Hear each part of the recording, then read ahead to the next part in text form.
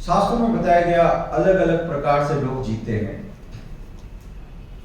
अधिकांश लोग जीते हुए भी मरे के समान रहते हैं। जीते हुए मरे के समान रहते हैं। जिन्होंने अपनी आत्मा का सौदा कर दिया, आत्मा को बेच दिया, वो जीते हुए भी मृत के समान है। कुछ लोग अपना जीवन जीते हैं जो शास्त्रों का अनुशीलन करते हैं, और कुछ लोग इनमें से मृत्यु के बाद भी जीते हैं। लिविंग आफ्टर डेथ, यह है वास्तविक जीवन। जो व्यक्ति मृत्यु के बाद जीता है उसका जीना सार्थक है। जीते हुए तो मरे हुए बहुत से लोग हैं, दुनिया भरी पड़ी है उनसे, राइट। शास्त्रों में बताया गया, श्रीमद् भागवतम में प्रहलाद महाराज कहते हैं कि वास्तविक रूप से मनुष्य को अपनी कीर्ति में जीवित रहना चाहिए। अपने कार्यों के द्वारा ऐसे कार्य कीजिए। आज कोई व्यक्ति इसके बारे में विचार ही नहीं करता। आप ऐसे कार्य कीजिए कि आपके शरीर छोड़ने के बाद भी लोग आपको याद करें, आपकी प्रशंसा करें। इसको जीना कहते हैं। शास्त्र में बताया गया, वृक्ष कभी न फल बके। जो वृक्ष होता है कभी भी अपना फल नहीं खाता। आम का पेड़ अपना फल नहीं खाता। कभी देखा आपने? पूरे के पूरे फल लोगों के लिए हैं। नदी न सिंचे नीर, नदी अपना पानी भी नहीं पीती। पर हित के कारण साधु जरा शरीर। दूसरों के कल्याण के लिए साधु ने अपना शरीर धारण किया है। और सबसे बड़ा परित है कृष्ण भावनामृत प्रदान करना। इससे बड़ा कोई भी परोपकार का कार्य नहीं है।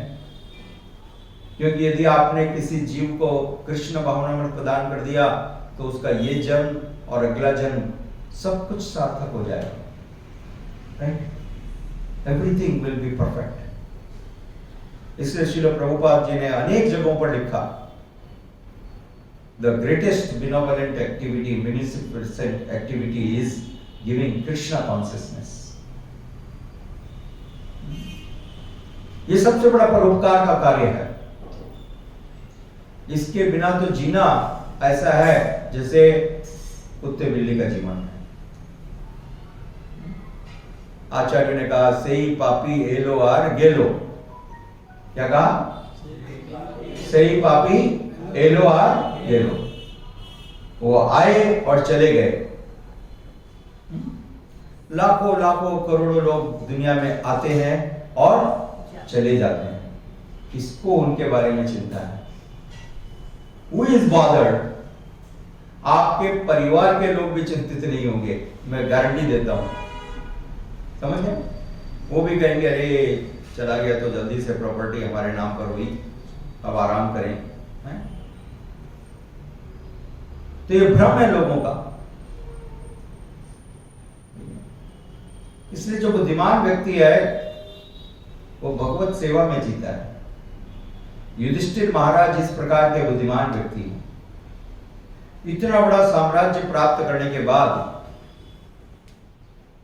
पूरे पृथ्वी के अकेले राजा बन गए, परंतु उनके मन में पश्चाताप है, दुख है। He is not celebrating his victory, not celebrating. He is lamenting, दुख कर रहे हैं। हाय हाय, इतने लोगों की हत्या हो गई मेरे कारण। एक मेरी राजगद्दी के लिए इतने लोगों की हत्या हो गई। अपने आप को दोषी समझ रहे हैं। यह भक्त का लक्षण है। आज की दुनिया में आप देखो, कोई बड़ा से बड़ा दोषी भी यदि आप उससे कहो ये आपकी गलती से हुआ, नहीं नहीं नहीं नहीं, नहीं, इसमें मेरा कोई दोष नहीं है, ये सारा दोष जो है इन सारे लोगों का है। मैंने तो कोई भी कमी नहीं रखी, मेरी कोई गलती नहीं है। एक भी व्यक्ति अपना दोष स्वीकार करने के लिए तैयार नहीं है। आप देख लो, पूरे न्यूज़पेपर उठा लो, पूरे न्यूज उठा लो, 24/7 देख लो, कोई भी एक राजनेता या कोई भी एक नेता या कोई भी एक व्यक्ति, पति या पत्नी, आज तक इतिहास में कभी अपनी गलती मानी है? असंभव। जो कुछ गलती है वो आपकी है, और नहीं तो आपके बाप की है। मेरी कोई गलती नहीं है, गलती प्रूफ हूं मैं। सबका ही स्वभाव। ये अंतर है भक्त में और अभक्त में। हालांकि युधिष्ठिर महाराज उनकी हत्या के कारण नहीं थे। श्रील प्रभुपाद जी ने लिखा, इसके आगे के श्लोक के तात्पर्य में हमने देखा, he was not responsible at all। वास्तविक रूप से ये युद्ध तो भगवान की आज्ञा से लड़ा गया। ये तो भगवान की आज्ञा थी, उन्होंने तो आज्ञा का पालन किया। जो व्यक्ति आज्ञा का पालन करता है वो दोषी नहीं है, आज्ञा देने वाला दोषी है, यदि है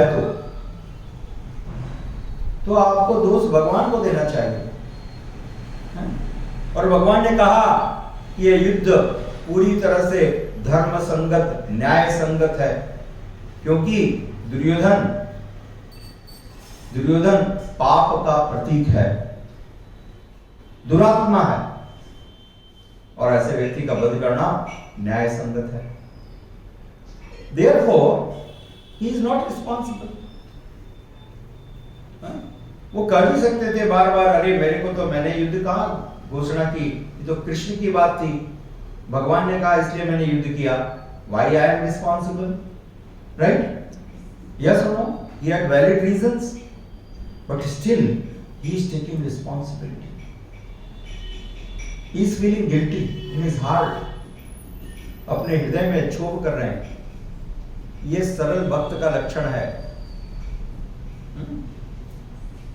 To accept the responsibility when he is not responsible, right? And we don't accept even though we are responsible, right? So that is the difference, big difference। Yudhishthir महाराज, श्रील प्रभुपाद जी यहाँ पर लिखते हैं, युधिष्ठिर महाराज ने अपनी जिम्मेदारी को स्वीकार किया और उन्होंने बतलाया यह शरीर तो मनुष्य शरीर परोपकार के लिए है, दूसरों का भला करने के लिए है। कुछ भौतिक लाभ के लिए, राज्य की प्राप्ति करने के लिए जो इतने लोगों की हत्या की गई, ये बहुत दुख का कारण है। इतनी सारी अक्षोणी सेना मारी गई और अंत में प्राप्त क्या हुआ? एक राज्य। So he is thinking in this direction। ये उनकी महानता है। इसलिए इस कारण से 5000 वर्ष हो गए इस युद्ध को, 5100 वर्ष हो गए कुरुक्षेत्र के युद्ध को। ठीक है, 5100 वर्ष के बाद भी हम युधिष्ठिर महाराज का गुणगान कर रहे हैं। Right? After 5100 years, we are glorifying. Everyone is glorifying Shri Yudhishthir Maharaj। Yes? Right? इसको कहते हैं जीना। इसको कहते हैं जीना। हम तो जीते हुए भी मरे के समान हैं। समझ? जीते हुए भी मरे के समान है। यदि आपने अपनी आत्मा का सौदा कर दिया, धर्म के, न्याय के रास्ते से च्युत हो गए, तो वो जीना भी मरे हुए के समान है। न तो जीते हुए आपके लिए कोई कृतज्ञता ज्ञापन करेगा, खुशी ज्ञापन करेगा, न ही मृत्यु के बाद, न ही मृत्यु के बाद। इसलिए शास्त्र में बताया गया, भगवत भक्त का जीवन वास्तविक रूप से सार्थक है। जय श्री जगन्नाथ बलदेव सुभद्रा माई की, उसका जीवन वास्तविक रूप से सार्थक है, क्योंकि वो स्वयं भगवत भक्ति करते हैं और दूसरों को भी भगवत भक्ति के लिए प्रेरित करते हैं, इंस्पायर। आप सबको भी ये रिस्पॉन्सिबिलिटी लेनी चाहिए, आज से एकदम सीरियस हो जाओ। इंस्पायर, भगवान श्री चैतन्य महाप्रभु ने कहा, ये उनका आदेश है, भगवान श्री चैतन्य महाप्रभु का आदेश है सबके लिए। जाहे देखो ताहे कहो कृष्ण उपदेश, ये भगवान श्री चैतन्य महाप्रभु ने कहा है, उनकी आज्ञा है। जाए देखो, जिसको भी देखते हो, सड़क पे आप जा रहे हो, कोई घर पे परिवार का मिला, पड़ोसी मिला, दुश्मन मिला, उसको भी कहिए हरे कृष्ण, हाथ जोड़ के कह सकते हो हरे कृष्ण। सामने वाला जवाब नहीं देगा, आपका क्या गया, उसके कान में कृष्ण का नाम तो गया है। आप क्यों कंजूस बन रहे हो इसमें? Why you are becoming miser? समझ में आ रहा है? तो जिसको देखते हो, भगवान चैतन्य महाप्रभु का कहना है, जो आता है, जो मिलता है, जिससे आप मिलते हो, सबको कहिए भगवत भक्ति कीजिए। आइए हमारे इस्कॉन कुकटपल्ली में, आइए संडे फीस्ट प्राप्त कीजिए।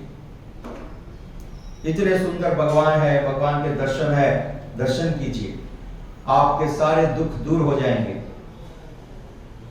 कहिए ऐसा प्रतिदिन, कम से कम 10 लोगों को आपको कहना चाहिए एवरीडे, प्रति अक्कर।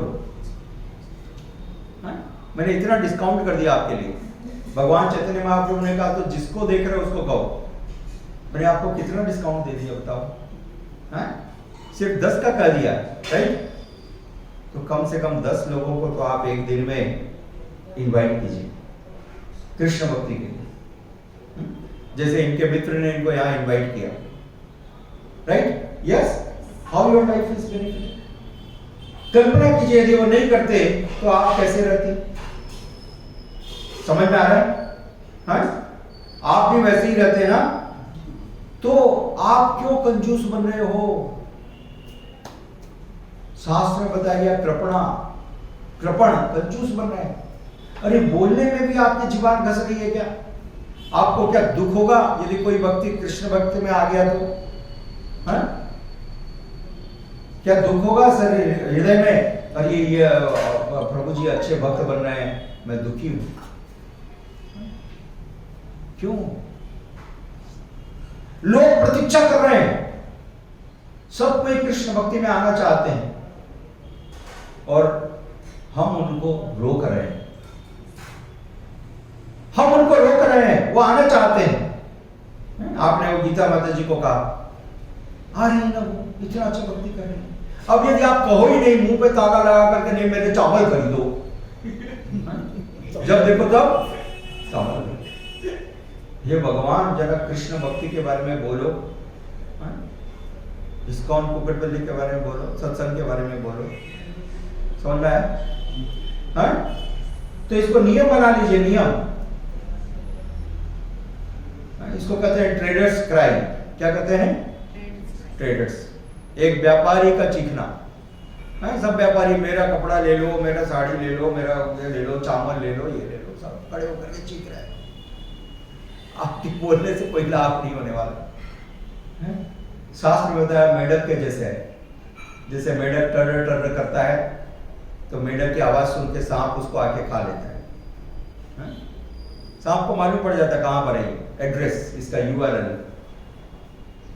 समझ गए? तो उसी प्रकार से इन सब सांसारिक वार्तालाप में कुछ नहीं रखा है। भगवान के बारे में बोलिए प्रतिदिन। आज से नियम कीजिए सब कोई, नियम कि दिन में कम से कम 10 लोगों को मंदिर के बारे में, जगन्नाथ जी के बारे में, रविवार के प्रोग्राम के बारे में जरूर बोलना है, जरूर बोलना है। न जाने कौन प्रतीक्षा कर रहा है, someone is waiting, right? So be charitable। यह है वास्तविक रूप से उदार चेता। भगवत गीता में भगवान ने कहा यह है उदार चेता। उदार चेता बनिए, कंजूस मत बनिए। बोलने में आपका क्या जा रहा है? जस्ट लोगों को बताइए। ये भक्त का लक्षण है। जाहे देखो ताहे कहो कृष्ण उपदेश, आमार आज्ञा गुरु है तारा ही देश। भगवान चैतन्य महाप्रभु कहते हैं मेरी आज्ञा से तुम गुरु बन जाओ। कृष्ण भक्ति का उपदेश सबको करो, सबको कृष्ण भक्ति के लिए प्रेरित करो, और आप आराम से कर सकते हो। और कुछ नहीं, इतना तो कर सकते हो, प्रभु जी संडे प्रोग्राम है, इतना अच्छा है, आप आइए, एक ग्लास हलवा प्रसाद मिलेगा, ठीक है, इतना तो कर दीजिए, आपका काम हो गया। आपने चैतन्य महाप्रभु की आज्ञा का पालन कर लिया, आपको उसका लाभ मिलेगा, भगवान चैतन्य महाप्रभु कृपा करेंगे, ठीक है। तो इस मौके का लाभ उठाइए, और इस प्रकार से जीने पर हम मृत्यु के बाद भी जिएंगे। कैसे? मृत्यु के बाद भी जिएंगे। आज जो भक्त लोग प्रभुपाद जी के पास मंदिर बनाए, बाकी लोगों का सब जो गुणगान है ये है वो कुछ दिनों के बाद, वर्षों के बाद समाप्त हो जाए, राइट। आज भी पुल्ला रेड्डी चले गए और आने वाले 1000 साल तक भी पुल्ला रेड्डी को याद किया जाएगा, याद किया जाएगा, बिकॉज ये सब श्रील प्रभुपाद, राधा मदन मोहन, राइट। तो ये जीवन की सार्थकता है। ऐसे काम कीजिए मृत्यु के बाद में आप जी सको, मृत्यु के बाद में जी सको। तो 3 प्रकार के लोग, पहला जीते हुए भी मृत्यु के समान है, दूसरा जो जीना जीते हैं, और तीसरा जो मृत्यु के बाद भी जीते हैं। और ऐसे लोगों का जीना श्रेष्ठ है जो मृत्यु के बाद भी जीते हैं, और हमको ऐसा बनने का प्रयास करना चाहिए। धन्यवाद। हरे कृष्णा। श्रील प्रभुपाद की जय।